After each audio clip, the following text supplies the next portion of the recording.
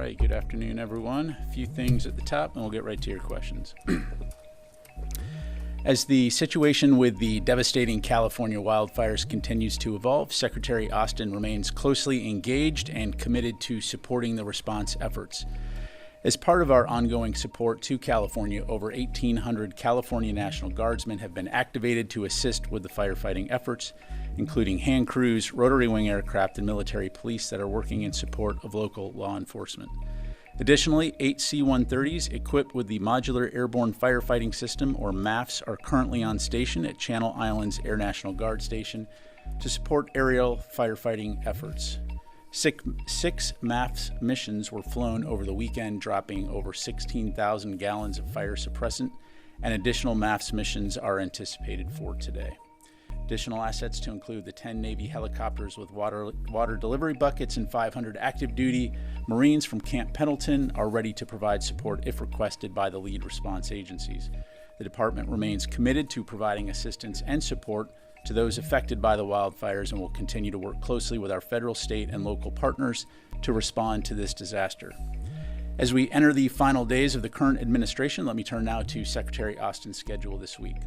Later today, Secretary Austin will attend President Biden's foreign policy address at the State Department. Later in the week, on Thursday, Secretary Austin will host the Armed Forces Farewell Tribute in honor of President Biden, in which the Secretary will join senior department leaders, colleagues from across the administration, and other dignitaries in saluting President Biden for his distinguished public service career and tenure as our Commander-in-Chief and 46th President of the United States. Then on Friday, Chairman of the Joint Chiefs of Staff, General C.Q. Brown Jr., will host an Armed Forces Farewell Tribute in honor of Secretary Austin. Both farewell tributes will take place at Conmy Hall at Joint Base Myer-Henderson Hall and will be available to stream on defense.gov. And with that, I'd be happy to take your questions. Associated Press, Lita. Thanks, Pat. Can you clarify so these 10 helicopters and the 500 active duty troops are still on standby? They've not been used at all, right? Correct. Is there something else that California is asking for? Are people looking ahead to reconstruction? I mean, it seemed pretty odd that they've been struggling to fight these fires and they haven't used these additional assets. Yeah, well, I won't speak for the state of California. I mean, as you heard me say, they've increased the number of National Guardsmen that have been activated, upwards of 1,800 now. And of course, as Sabrina highlighted on Friday, we are doing everything we can to lean as far forward as we can to be prepared to support the needs of the lead federal agencies. And so, as I'm sure you can appreciate, there are capabilities that California and FEMA are already employing. So these assets are available to be introduced into that mix should they be needed and when they're needed. But you've got to do this in a choreographed way that synchronizes capabilities instead of introduces problems to an already complex situation on the ground. So again, we're going to continue to closely monitor, and as soon as and if those assets are requested, they'll of course be available. The only other thing I'd say too is that, especially with aircraft, being cognizant of wind conditions, and so that also can be a factor that's taken into account. But again, I won't speak for California or FEMA. And then one other quick thing. Can you update us on the transition meetings, et cetera, that are going on in the building? Let's see here. So still continue to see scheduled meetings with department leaders. There have been upwards of approximately 160 meetings so far with transition team officials. We've also responded to over 105 requests for information from the transition team. And so everything right now continues to go smoothly by all accounts, and we are confident that we'll be ready for a smooth transition into next week. Thanks. Carla. Thank you, Pat. First, can you confirm if talks are taking place with U.S. and French troops on whether or not they could secure a border zone up in northern Syria as an effort to defuse kind of the tensions between Turkey and the Kurds? Yeah, I mean, I've seen the press reporting on it, Carla. What I would tell you is that U.S. forces in Syria right now remained focused on the Defeat ISIS mission. I'm not aware of any potential change in mission at this time.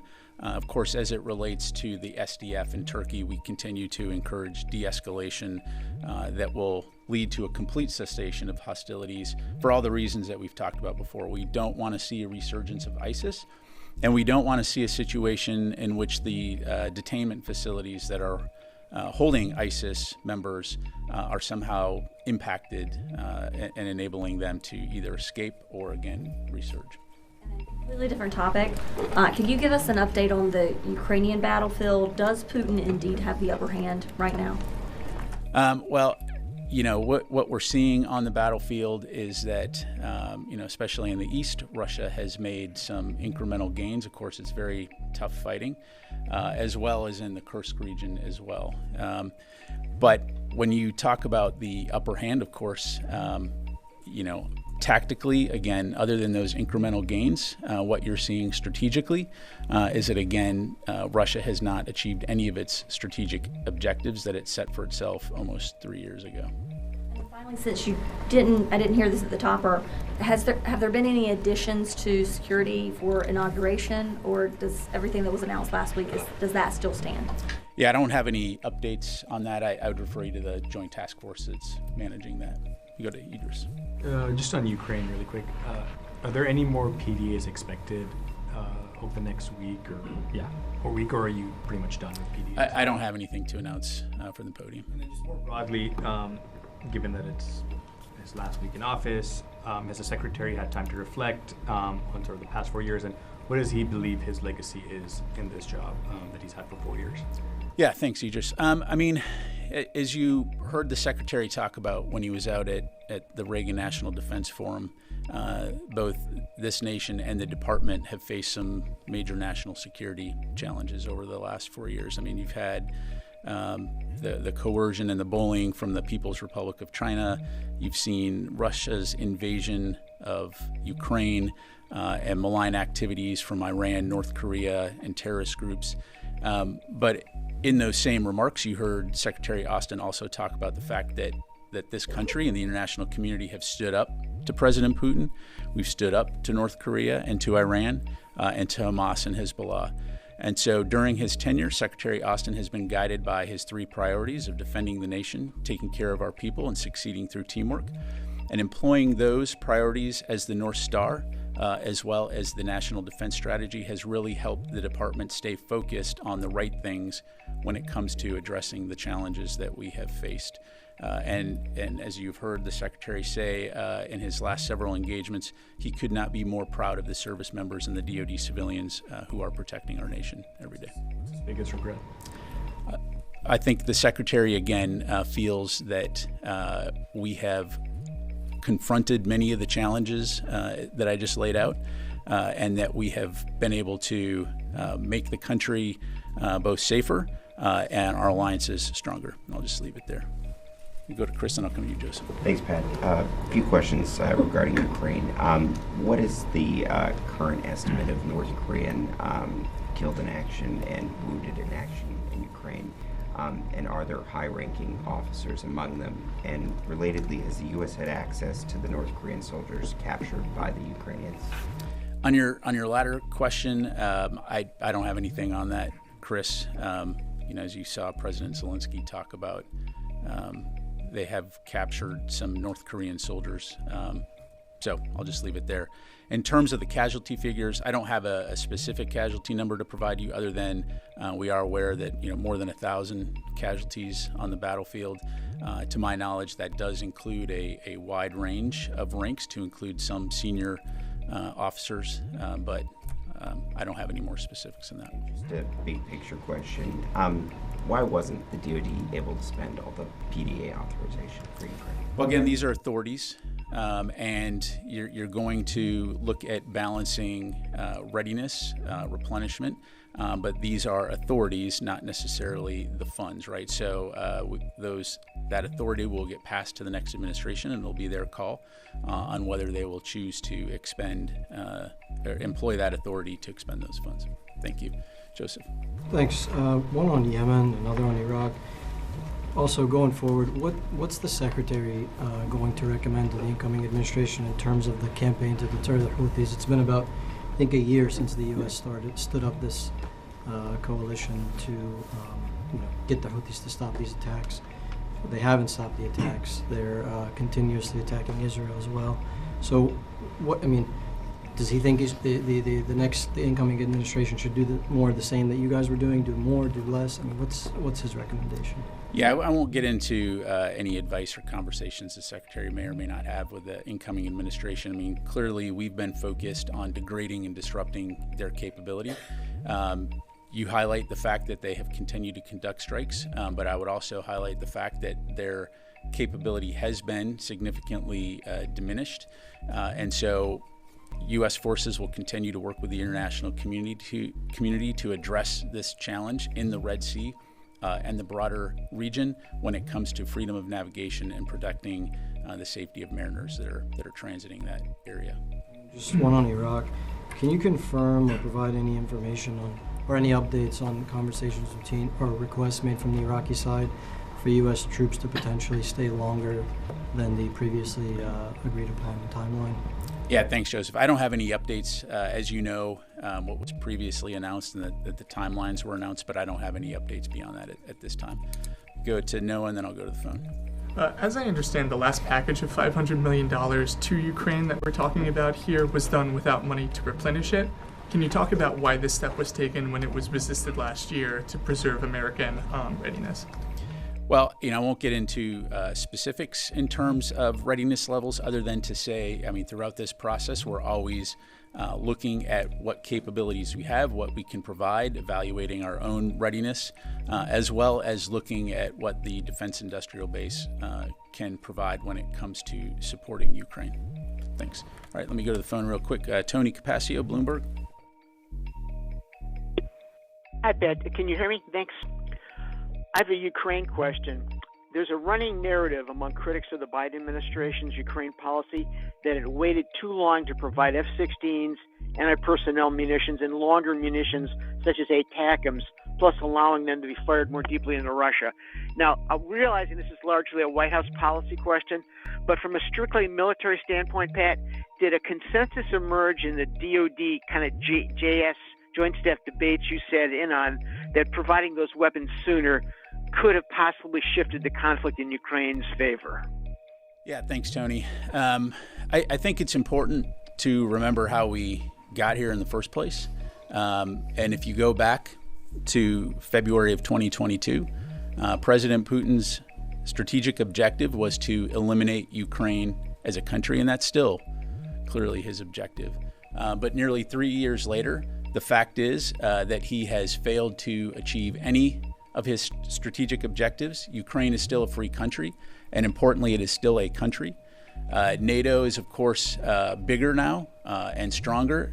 And Russia, when it comes to a lot of the strategic variables, to include the manpower that it is committed to this fight, and many of the other factors, including its defense industrial base, have all been weakened. And so since the very beginning of this conflict, the United States, and in particular the Ukraine Defense Contact Group, have worked very, very hard to help Ukraine win this war. Last week, as Secretary Austin met with some 50 different leaders from nations around the world, he highlighted what we have done to support Ukraine. And if you just allow me to recount here, more than 200 million artillery rounds, more than 20,000 rockets. We've provided Ukraine with air defense systems and missiles to defend its skies, its cities, and its citizens. We've been working to support Ukraine's drone industry, and we've surged other critical capabilities to include HIMARS, ground combat vehicles, javelins, and more. Part of this process has been to ensure that we're in daily contact with the Ukrainians to understand what their needs are, and we have rushed security assistance at historic speeds.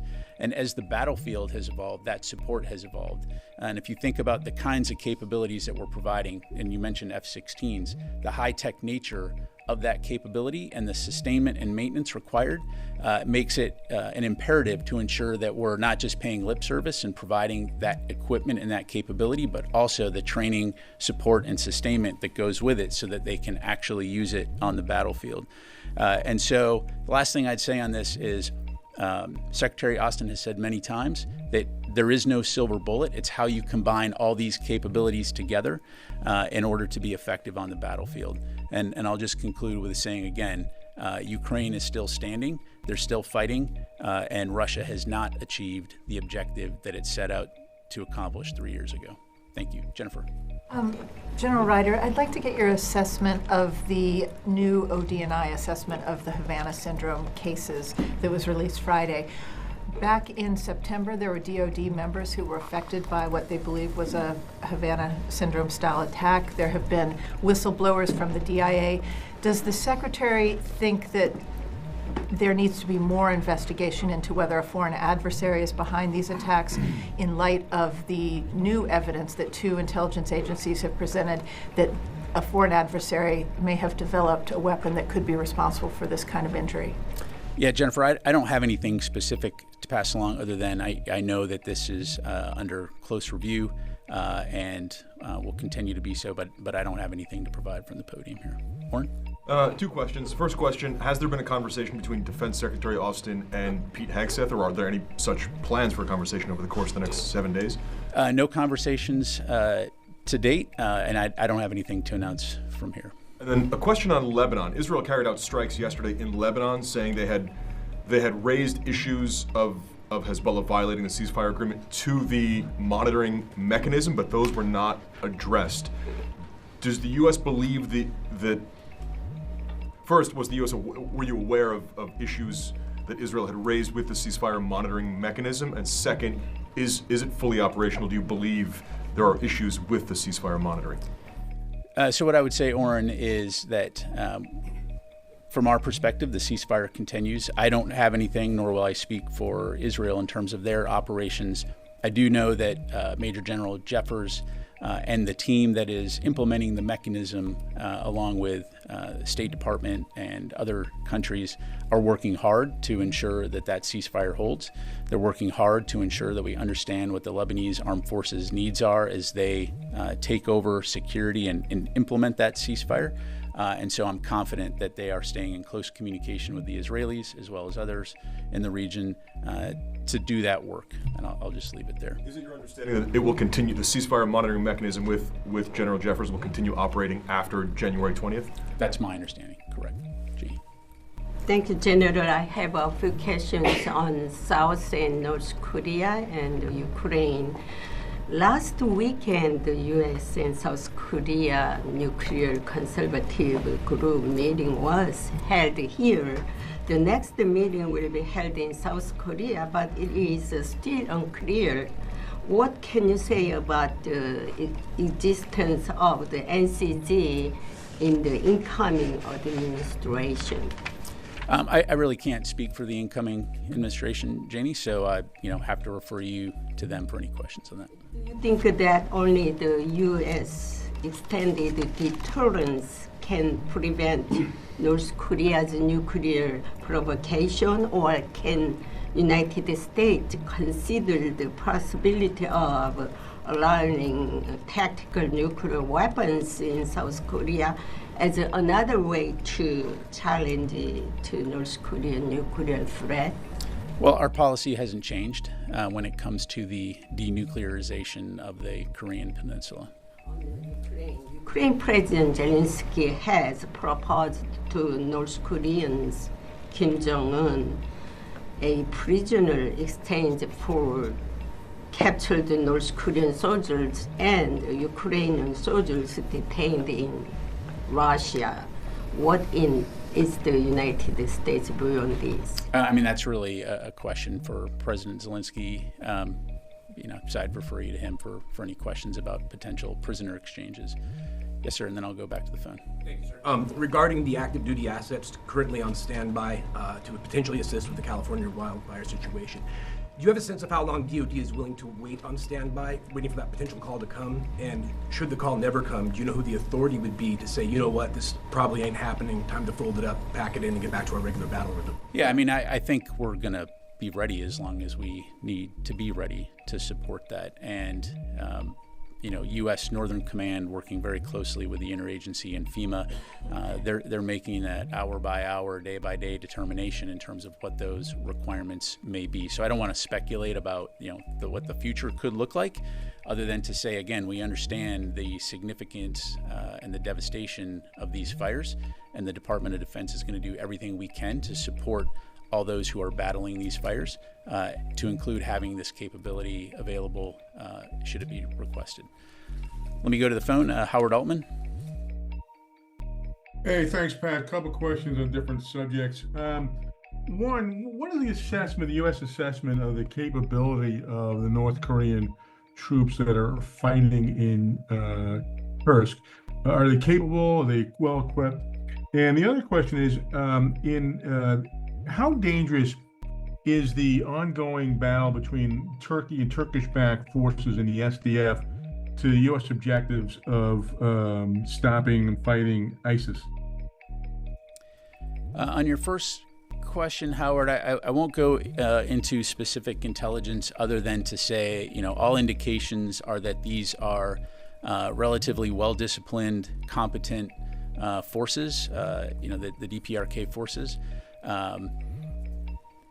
Primarily infantry focused, and so again, by all accounts, they are capable, and what we're seeing on the battlefield is that they obviously do present a threat. The Ukrainians are doing a good job of holding the line, although it is very tough fighting, and we have seen the Russians make some incremental gains.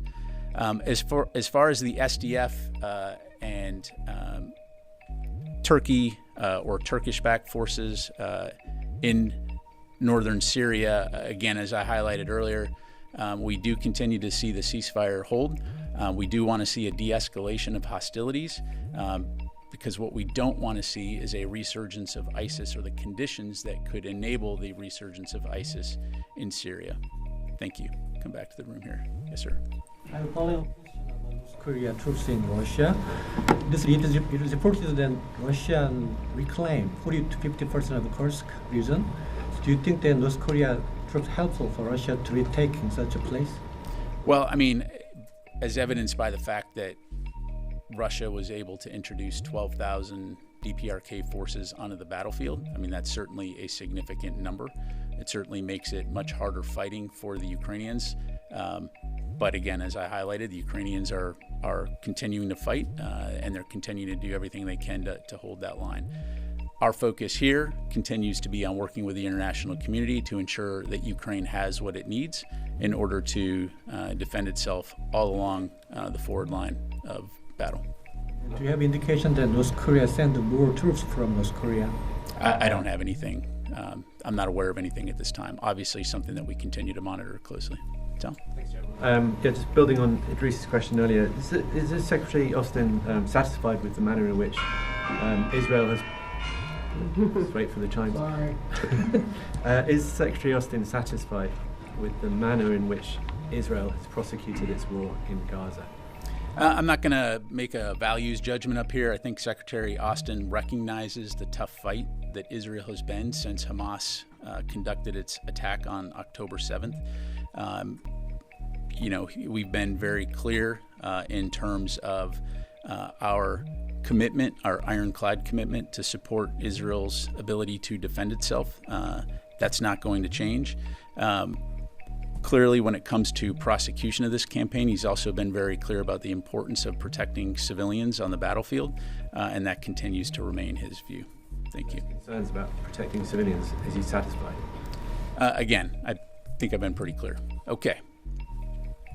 That is all the questions we have. I just want to conclude.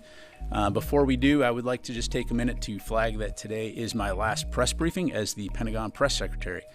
It has been an honor to serve as the DoD spokesperson from this podium and to help tell the story of our amazing service members and DoD civilians who serve our nation every day around the world. I want to say thank you to Secretary Austin for affording me this opportunity and for having the trust and confidence in me to do the job. I also want to thank Secretary of the Air Force Kendall, Chairman and former the chairman and former Chief of Staff of the Air Force General C.Q. Brown and the current Chief of Staff of the Air Force General Alvin for their support in enabling me to serve in this role. For the last 2.5 years that I've been in this position, I have been blessed to serve alongside an incredible team here at the Office of the Secretary of Defense for Public Affairs. I would like to extend my deepest thanks and gratitude to, and I've got like 25 people here, so just bear with me. The Assistant to the Secretary of Defense for Public Affairs, Chris Marr, Carly Weibel, Deb Richardson, Colonel Roger Cabness, Colonel Chris Devine, Mr. Chris Garver, the entire Defense Press Operations team, our strategy plans and assessment team, our strategic engagements team, and the Joint Staff Public Affairs team for all of your support. I know how hard you all work every day and on the weekends and in the nights, so I'm grateful for your dedicated efforts to ensure that Sabrina and I are prepared to step to this podium. And I also want to thank the press briefing room team, Tom, Akeem, Keston, and Adrian for their support and their magic in maintaining this press briefing room and making these briefings possible. Special shout out to Jennifer Min, Josh Schrader for all of their assistance, and to my teammate Sabrina Singh for her partnership as the department's deputy spokesperson. I also want to say thank you to my media colleagues in the Pentagon Press Corps for what you do every day to report on the Department of Defense, tell the story of those who serve and protect our country. I strongly believe that our republic and our military are well served by the depth of knowledge, skill, and experience resident within this press corps and the independent reporting you do to keep the public informed. I've greatly appreciated working with you and learning from you, not only while serving in this position, but over the last 25 years in the various assignments I've held in and outside of the Pentagon. Thank you very much again, and that is all I have. Thank you.